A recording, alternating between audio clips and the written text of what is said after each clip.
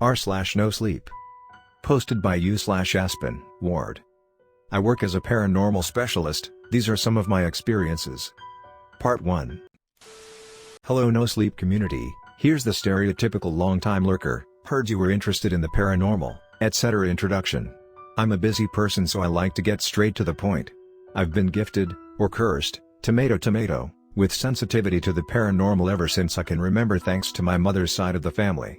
I've been working in paranormal investigations and the like, and figured I'd post some of my more interesting cases here and see if anyone has more information that may be helpful. I go by Nemo, not my real name, obviously. The golden rule of working with the paranormal is believe.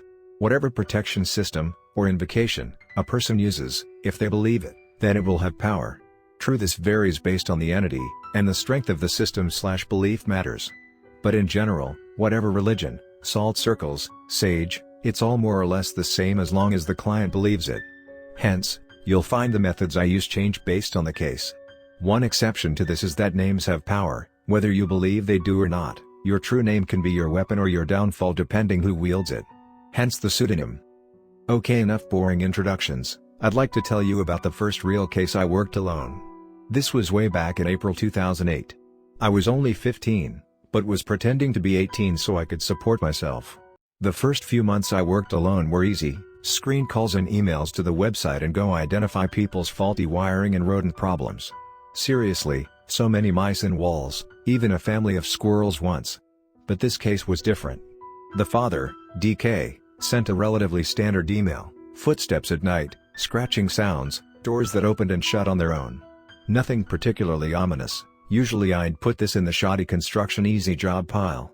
But I dreaded opening that email. A shroud of fear hung in the air as I prepared to call that client. Maybe this was real. Would you think it was weird if I said I was kind of excited? I smiled slightly as I hit the call button. DK answered on the first ring. He must have been waiting by the phone. I got most of the same info that was in the email, with 2 additional details of note. The house had 2 floors and his 10-month-old daughter was terrified of the upstairs. She would cry inconsolably if brought upstairs. This is also where most of the activity occurred. And, he had tried calling a paranormal investigation team already, who booked it out of there almost as soon as the sun set. I guess he didn't want to scare me off putting that in the email. At the moment he was home alone as his wife and daughter stayed with family. I grabbed my backpack and gear to catch the next flight out. He'd even paid up front for the plane ticket, which was super nice since I had basically no money. That afternoon he picked me up from Missoula International and it was clear he hadn't slept properly in weeks. Dark circles under his eyes, unshaven beard stubble, kinda needed a shower too. If he noticed my age he didn't comment. I tried to assure him of my past experience on the ride from the airport, but he just glanced at me and didn't say a word. I shut up and waited. The scenery was pretty nice. We were driving into a rural part of Montana, but hey, I like pine trees. At first glance DK's house was beautiful, 2 stories, huge garage, that expensive rock paneling outside that you see on rich people's houses. And yet, as we drive closer I could feel the atmosphere shift. He didn't bother opening the garage door, and instead did a 3-point turn and parked so the truck was facing away back out the driveway, as if he might just run at a moment's notice. Getting out of the truck was like stepping into a desert, except, instead of lacking moisture, the air seemed to lack any energy or life. Even the insects fell silent near the house. DK seemed reluctant to approach the front door, so I took the lead. Grabbing my bags and approaching the door, DK stood behind me and wouldn't get any closer, so I just took the house keys from him. I unlocked the door and asked if he wanted to show me where the activity happened. He declined and said he'd wait in the truck. I shrugged and went inside. The atmosphere was palpable. It felt cold even though the thermometer I brought registered a comfortable 72 F. Believe it or not, entities don't always cause a physical cold pocket, sometimes they just try to take the life and heat straight from you. The sun was starting to set outside, so I found a light switch and looked around the little entryway. It opened into a spacious living room to the right and a kitchen to the left. I went to the kitchen first and made sure the stove, microwave, toaster, etc. were turned off. Then went through the living room, with a couch and some recliners all facing a TV.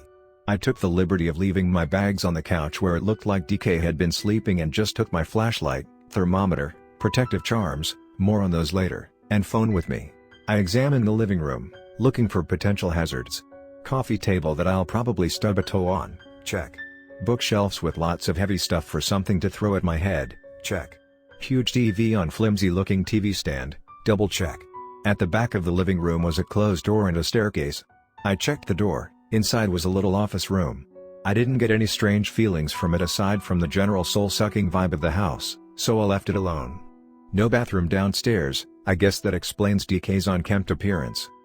I turned to look at the stairs and from the corner of my eye caught a glint of red. Something was watching.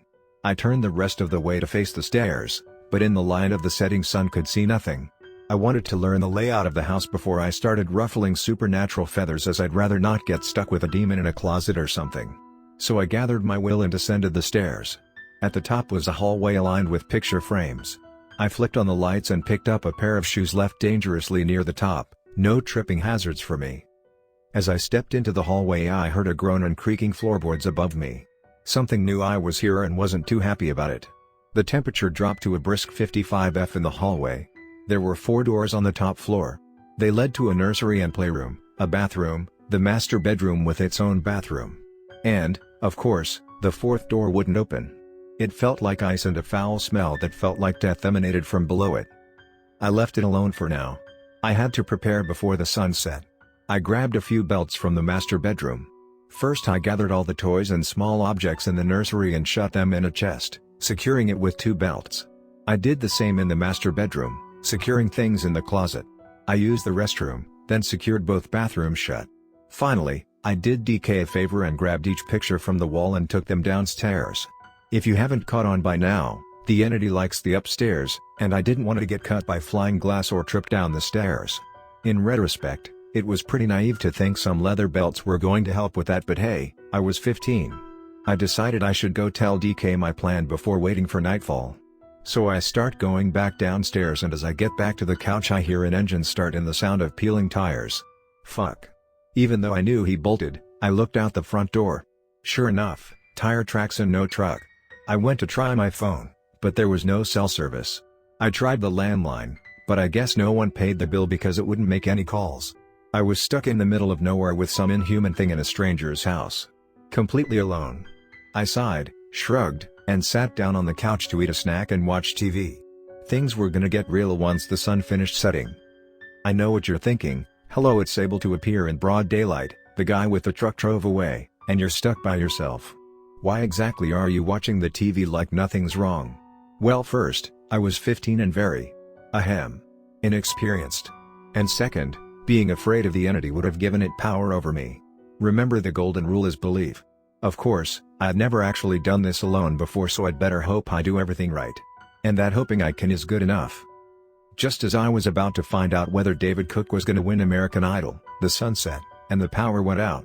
Great, now how was I going to find out who won? But that was the least of my worries. It got cold, really cold.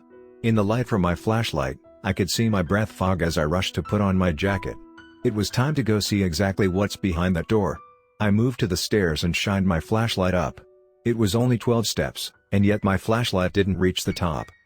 With a sinking, final feeling, I stepped onto the first stair. At that moment a force wrapped around me from all sides. It was cold, I could feel it numb my bones as it began to pull me forward up the stairs. I fought against it, trying to step backwards, to grab the rail, hell, even to turn my head aside or close my eyes. I couldn't move. I couldn't move. Oh God, what did I get myself into? This is just like when they took... No. I forced myself to stop panicking and collected my thoughts as the force dragged me upwards. You can't fight a spiritual force with physical muscles. With immense concentration I pushed back against the malevolent energy and began to walk upstairs under my own free will. I was going to do this. I was going to find out where she went. Oh, and get this thing out of that flaky a-hole's house. A creaking sound drew my attention. The door was opening. Showtime. I held tightly onto my protection item, a little bell. It was the last gift my mother gave me before she disappeared. Just a little trinket she picked up at some airport, but it held a special place in my heart and made me feel safe. That belief and feeling of safety is what would confer protection, and I focused on it as I approached the door, feeling the item's warmth as a white light enveloping me. Then I saw it. A black shapeless form, the only distinguishing feature a glint of red. A demon, well, the inspiration for the biblical demon. I stared into its gleaming eyes as a shadow enveloped me. I couldn't fight it as all light and hope drained from me. I fell to my knees. Who was I to confront something like this alone? A child, pretending to be an adult, pretending I actually finished training for this, pretending. The bell fell from my hand and discordant laughter filled my mind and tore at the cracks in my sanity. Everything happened fast. I was picked up and thrown backwards, narrowly missing the stairs and instead slamming into the wall. Dazed, I stared at the door and scrambled backwards as if I could push the wall further away from the thing. This wasn't how it was supposed to go. I was going to get answers. I was going to. The door. There was a shape. Looking at it made my head hurt. It was a man, in a suit, but it wasn't. It had some undefined shape just beyond perception. Now I know that's just what happens when something that doesn't quite exist in our world tries to manifest a defined form. At the time though, I think I almost pissed myself. It walked towards me, smiling slightly. No one's here to save you this time. This time? Wait a minute. Yes, I've heard. We've all heard about you. Oh, where did mommy go? It said in a perverse imitation of me. Now I was pissed. This thing knew. It knew where she was and was just fucking with me for its own entertainment. Well, where the fuck is she then? I asked as I pushed myself up against the wall. It turned its head to the side, in mock confusion. "Ah, but you already know, don't you? You remember, only 14, you forgot what to say, stuttered just a bit, you lost focus. You remember, don't you? How they took her too." Shut up. In a rage I threw my flashlight and charged forward.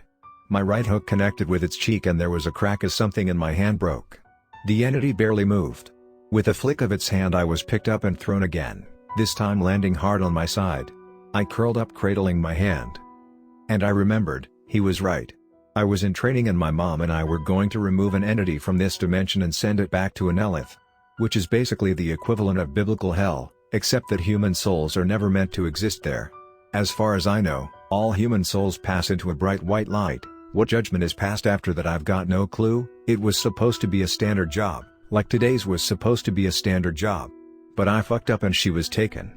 It should have been me, I'm the fuck up, it should have been fucking me. No. Not this time, I wasn't just going to lay there and let this just happen. I was going to figure out how to free her. And in order to do that I had to survive the night.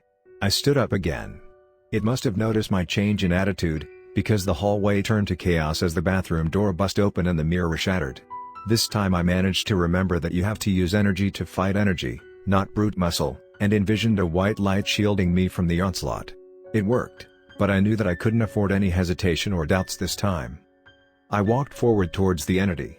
I was too pissed off and exhausted to remember what words I was supposed to say in order to banish it.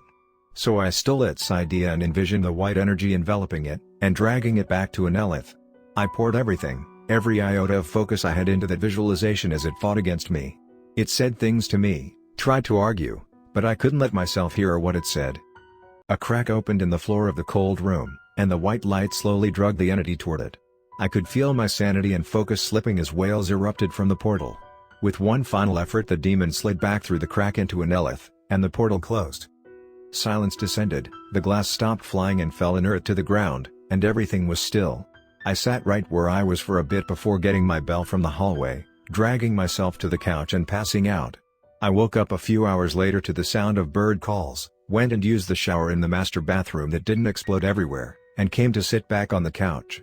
I was happy to discover that the pictures and TV made it out okay. Still no cell service, but the power was back on and the landline worked now, not too surprising. So I put on my best professional act and called DK. He answered, apologized profusely for ditching me. Apparently he got too frightened when it started getting dark, also not surprising. And the rest is history. And that, dear Nosleep, is how I ended up dedicating my life to finding a way to rescue a soul from Anelith. I'll post more of my experiences as I have time to write them. In the meantime, if anyone knows anything about Anelith I'd love to hear it.